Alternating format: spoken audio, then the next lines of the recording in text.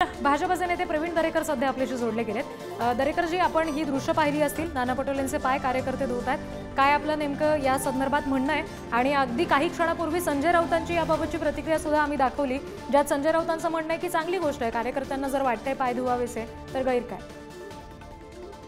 मला वाटतं थोडंसं यश मिळालेलं ते किती डोक्यात गेलंय हे या ठिकाणी दिसून येतं।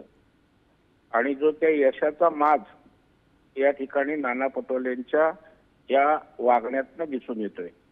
खरं म्हणजे कार्यकर्ता हा पक्ष मोठा करत असतो, कार्यकर्ता हा नेता घडवत असतो, आणि त्या कार्यकर्त्याचा अशा पद्धतीनं अपमान करणं किंवा त्याला अशा प्रकारची वागणूक देणं किंवा सांगणं हे मला वाटतं नाना पटोलेचं राजकीय वाटोळं केल्याशिवाय राहणार नाही, हे मी अत्यंत खात्रीनं त्या ठिकाणी सांगतो।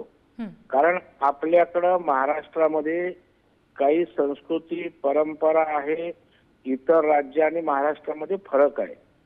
ज्या ज्या वेळेला माज मगरुरी मस्ती येते त्यावेळेला कोणी असो त्या ठिकाणी जनता जाग्यावर त्या त्या वेळेला आणत असते। आणि काँग्रेस हा तर कधी काळी कार्यकर्त्यांचा पक्ष होता, कार्यकर्त्यांचा सन्मान त्या ठिकाणी होत होता, परंतु अलीकडच्या काळामध्ये तो कार्यकर्ता कुठेही त्या ठिकाणी दिसत नाही। हे डिवोशन, त्या सेवाभावी वृत्तीनं त्या ठिकाणी काही मोजके कार्यकर्ते काँग्रेसची परंपरा घेऊन काम करतायत। आणि जर त्या कार्यकर्त्यालाच किंवा सर्वसामान्याला अशा प्रकारे जर पाय धुवायला लावले असतील तर याच्यापेक्षा वाईट काही असू शकत नाही। मला तर वाटतं त्याच चपलेने नाना पटोलेचे त्या ठिकाणी जे काही करायचं ते केलं पाहिजे। कारण शेवटी कार्यकर्त्यांच्या जीवावर लोकप्रतिनिधी किंवा पक्ष मोठा होत असतो, आणि त्याच्यामुळे कार्यकर्त्याला खूप जपलं पाहिजे, त्याचा सन्मान केला पाहिजे। एका बाजूला त्या ठिकाणी या देशाच्या पंतप्रधान मोदी साहेबांवर नाना आणि त्यांचे नेते आरोप करतात।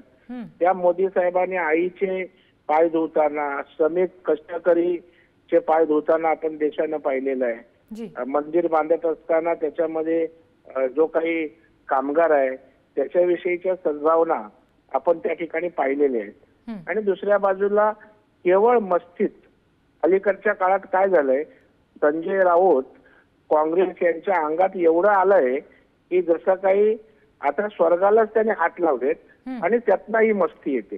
आता संजय राऊतांचं वक्तव्य मला वाटलं होतं की नाना पटोलेला 4 गोष्टी त्या ठिकाणी सुनावतील, परंतु ते धुंदीत आहेत।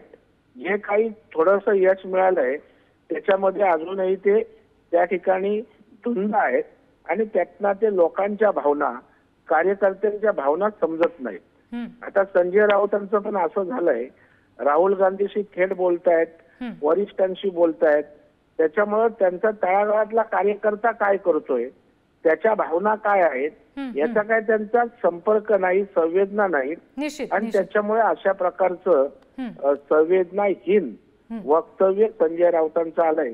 त्यांचाही मी धिक्कार करतो, निषेध करतो की जो जो पक्ष किंवा नेता कार्यकर्त्याच्या सन्मानाला हेच लावेल त्या पक्षाला, नेत्याला ते कार्यकर्ते त्या ठिकाणी जमिनीवर आणत असतात, आणि नानाला याचं प्रत्यंतर 100% येईल हे मी अत्यंत दरेकरजी, मला तुम्हाला असं विचारायचं आहे की जसं तुम्ही मगाशी म्हणालात कार्यकर्त्यांच्या जीवावर नेता मोठा होतो, मग कार्यकर्त्यांनी ह्या गोष्टीत काहीतरी लक्ष घातलं पाहिजे। आता विचार करायची वेळ आली आहे पुन्हा एकदा, असं वाटतंय तुम्हाला कार्यकर्त्यांनी कुठेतरी स्वतःला आवर घालावा या बाबतीत? 100% कार्यकर्ते त्या ठिकाणी सजग असतात, बिचारा परिश्रम करत असतो, घरची आर्थिक परिस्थिती, आपलं स्वतःचं गुजराण अडचणीचं असलं तरी झेंडा नाचवत असतो, पक्षाच्या नेत्यांचा उदो करत असतो।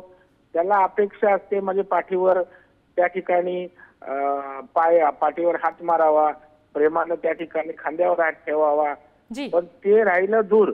अशा प्रकारे जर कार्यकर्त्याची वागणूक असेल तर कार्यकर्ता नावाचा जो वर्ग आहे, जो त्या पक्षाचा नेत्याचा पाया आहे, तो आता त्या ठिकाणी निश्चितच संतापानं पेटून उठून अशा प्रकारच्या प्रवृत्तींना त्यांच्या जागा ताकदीनं दाखवेल याच्यात माझ्या मनात तिळमात्र शंका नाही. निश्चित. दरेकरजी धन्यवाद ही सविस्तर प्रतिक्रिया आपण पुढारी न्यूजला दिलीत यासाठी.